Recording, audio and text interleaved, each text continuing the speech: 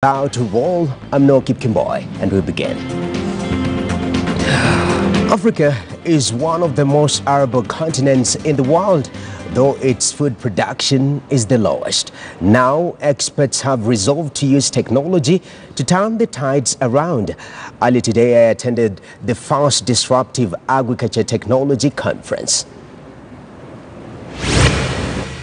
Well, are the sidelines of the Disruptive Agricultural Technology Conference, and here's where we're discussing matters technology and how we can use technology to transform the agricultural sector across Africa, because we know we have good rains, we have good soil, but productivity is a little bit wanting. So how can you utilize agriculture and technology, combine the two to boost productivity and also see more young people coming into farming? And right now I'm joined by Dr. Dina Umali Dainaga, the practice manager of World Bank Central and East Africa region, and she's going to help us understand what the conference is all about and also how they're using technology to transform agriculture in the continent of Africa.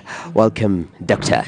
All right, so the first question, maybe brief us, what is the conference all about? Okay, so for these coming 2 days, we're having this Disruptive Agriculture Technology Knowledge and Challenge Conference, and its goal is truly how to capitalize on the emerging technologies that are now available to enable farmers, 1 million farmers in Kenya, to improve their productivity, strengthen their access to markets, as well as access to finance.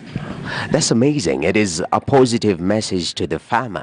But speaking of the farmer, majority of the farmers in the country are quite not old, quote unquote, but the average age is 60. Now, should that be a concern in terms of uptake of technology? And also, are you doing something to encourage young people to come into the field of agriculture? Let me start by saying first that there's huge opportunities in agriculture in the African continent, but also in Kenya. By 2050, the population in the continent will be 2 billion. In Kenya alone, it will increase by 75 million people.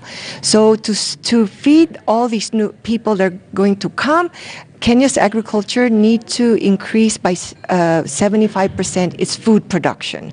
So the question is, how do we take advantage of all the farmers, whether they be young or old farmers, to take advantage of these new markets?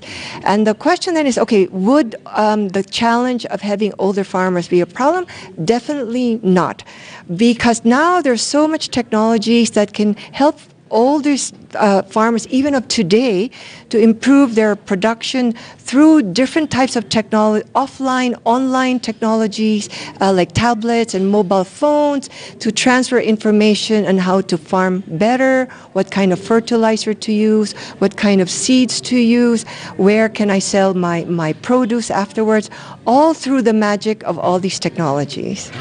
And technology globally is known to be quite an expensive venture.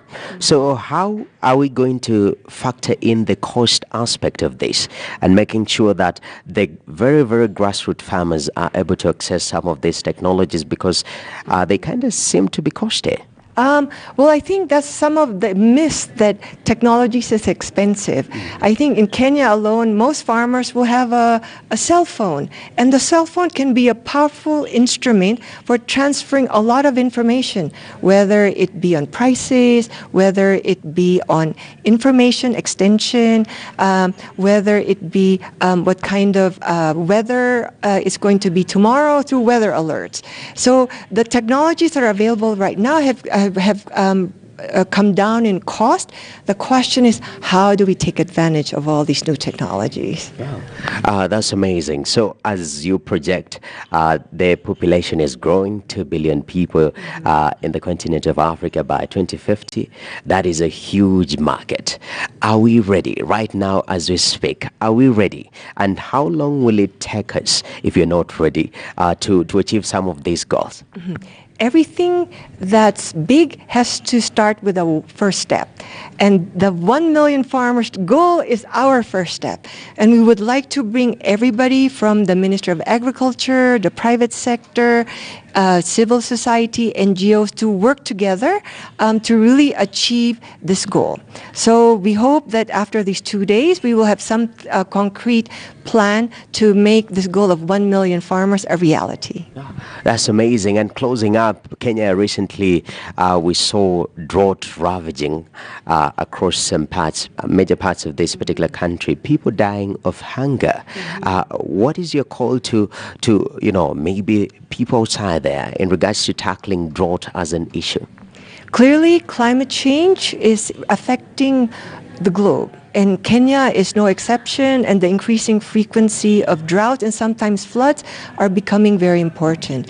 So the question is, how do we prepare for this? And this is what we call talking about and doing more on climate smart agriculture. This is helping farmers to adopt, for example, more drought resistant seeds. How to do more water and soil and water conservation to be able to withstand all these weather extremes that are coming up. And digital technology and disruptive technology can be a means or an enabler to make farmers become more climate resilient. All right. Thank you very much. Okay, so there you have it. I really appreciate you talking to us. Disruptive agricultural technology. All right. It's like I'm doing a board presentation, but there you have it. It's time that we utilize technology to transform the agricultural terrain